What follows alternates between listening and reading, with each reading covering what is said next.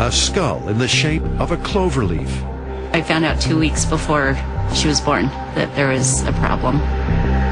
This is not the result of an accident or injury. Then they thought she had some type of dwarfism that was pretty much fatal. Incredibly, trapped inside this skull is a normal brain. Many people who took care of Grace from the outset had not seen them, and they didn't know what to expect.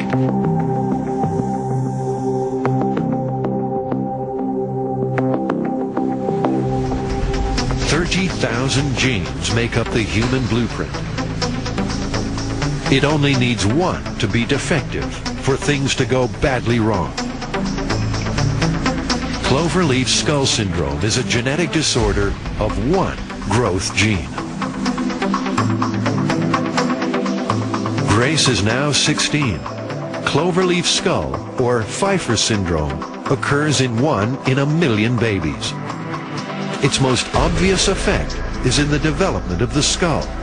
Pfeiffer syndrome is a condition, it's a genetic condition in which bones of the skull and bones elsewhere in the body grow abnormally, and in particular in the skull, the plates fuse prematurely. Okay, I want you to bounce with your legs.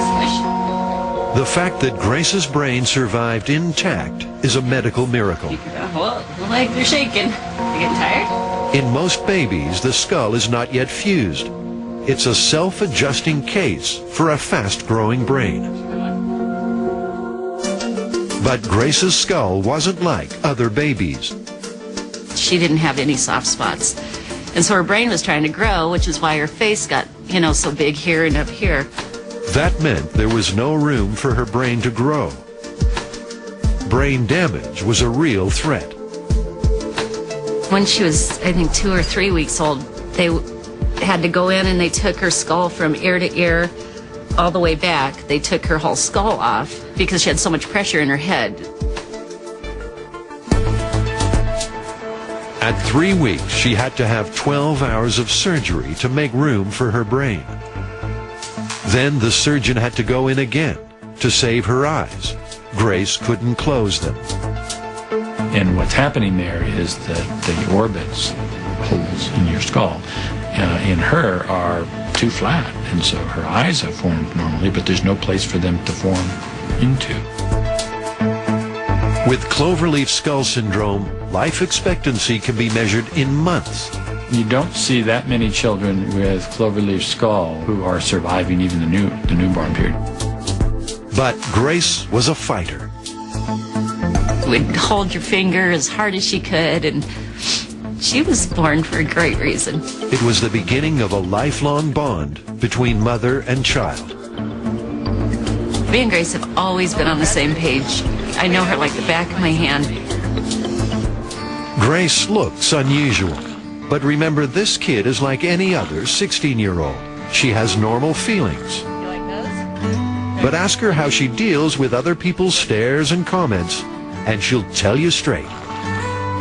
You don't mind if people say stuff about you? Anyway, yeah, okay. You don't mind they're not your friends? It's an amazingly mature attitude. She has the self-esteem of a supermodel, which I think is great. I mean, it's like, people will say, Grace, you look so cute today. I always do. Gotcha. Grace could have more surgery to make adjustments to her face, but it's a sign of her spirit that she's turned the offer down. It's her face and her body, and at this point she loves that, and she's very comfortable with that, and I don't feel like I should change that. Grace is at school in the 11th grade. Her brain functions just fine. The disorder is only a physical hurdle.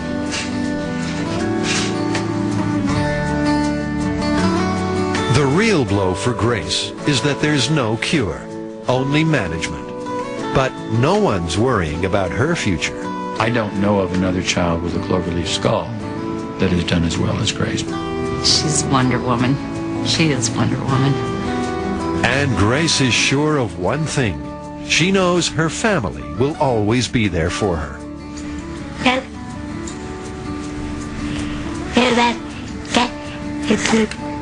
We're stuck like glue.